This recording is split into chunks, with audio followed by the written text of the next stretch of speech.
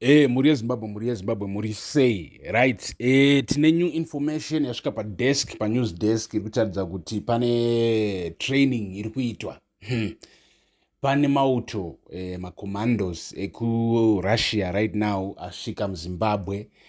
On top, zviri kunzi President Mnangagwa didn't know about this, but when he was briefed, it's a routine training iri kuitika. Yagara iri training yagara iripo.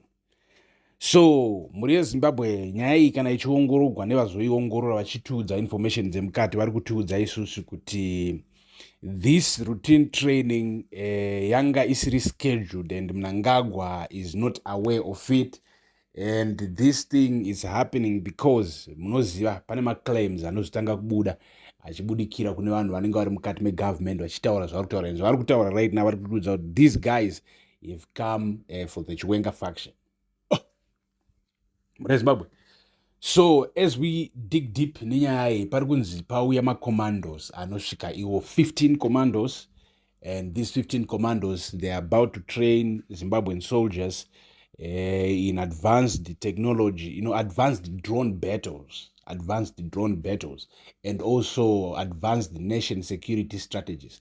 Like they are not about kukutrain combat but it's about strategies for the nation, strategies for the military, for national security. And it so muri Zimbabwe muchinzwa nyaya yakamira so munofanira kunyatsokunzwisisa because tozoita dig deep tinonyatsokuongorora kuti so mabrigadier acho ari kuzodzidziswa ari kuzoita sei zviri kuitika chaizvo right. And Mnangagwa ari kuti chii because tabvunzurudza hatingozouyi nenews tisina kunyatsokubvunzurudza zvakazara, so tabvunzurudza muri Zimbabwe imi nyatsokutiudzai kuti matensions asvika pakadai here pekuti things can happen president vasingazivi. Zvichibva zvanzi aiwazvo zvinhu zvakawanda zvagara zvinotoitika muzimbabwe, and most of those things president vanenge asingatozivi kuti zvinhu zviri kuitika. So aya inenge yava yatoti isusu speculation kana kuti yatoti isusu an alleged information. We can't give it to you as if it's 100%, but it's almost always true. And it so because pa YouTube, pa Facebook, and these guys have got their own policies. That's why tisingazokuudzi nyaya senge ka. Otherwise, tikawachi tutaura inewe to live. Ingada chikuudza nyaya kuti no mafactor and it. But since it's not verified, we will tell you nyaya same digwa zvinoitwa nemaplatform. Sa ande muri Zimbabwe munyatsondo. So nyaya iripo iri kunzi kubva paya pamuri kunzwa imimi vanhu vachitaura zvokuti kuri kuitika ma-attempted murder, ma-attempted assassination aVP Chiwenga.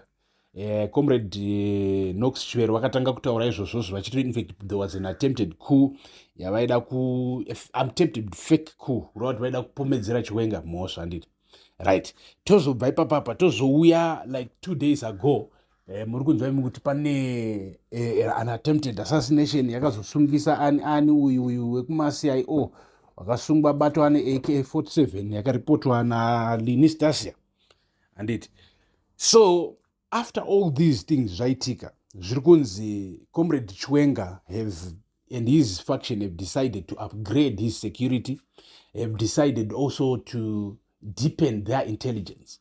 So muri kuona imimi kuti mini Chiwenga ari kunzi akadzingwa kuZimbabwe kuintelligence, military intelligence. Wakadzingwa from military intelligence ndobva achinjwa nzvimbo handiti. So to counter that, Comrade Chiwenga vari kunzi is running, maybe it's a parallel security service or parallel intelligence yekuti he have to try as of right now after all this attempted this, he have to try and make sure that he is covered, he is secure. And that's why pari kunzi pauya macommandos kubva kupi kubva kuRussia. It's information ataudzwa nema-insiders edu muri Zimbabwe. So as of right now, this is information right now, but we'll stay here, stay tuned. We'll give you new information as soon as that digger deeper. That my investigations. To where chikuti information itsva. Stay blessed, stay subscribed. Thank you for watching.